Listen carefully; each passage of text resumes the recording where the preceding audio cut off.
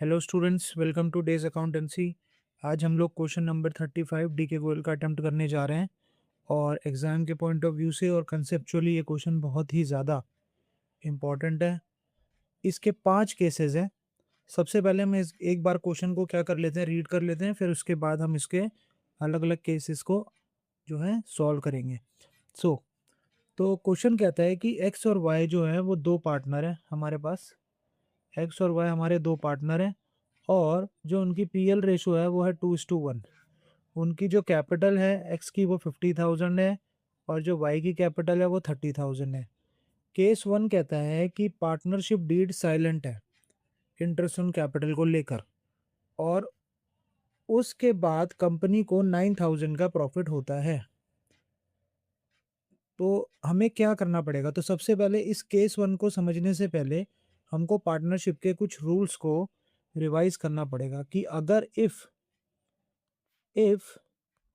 Partnership deed अगर partnership deed silent है, if partnership deed is silent, then no interest on capital, यानी partners को कोई भी इंटरेस्ट ऑन कैपिटल नहीं दिया जाएगा। कोई पार्टनर को सैलरी नहीं दी जाएगी।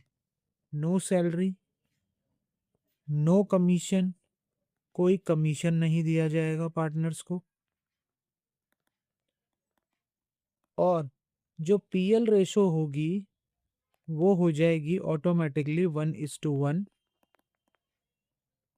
और क्वेश्चन नंबर पॉइंट नंबर जो 5 है वो कहता है कि अगर पार्टनर ने फर्म को कोई लोन दिया है तो इंटरेस्ट ऑन पार्टनर्स लोन जो है वो हो जाएगा हमारा 6% पर एनम, राइट।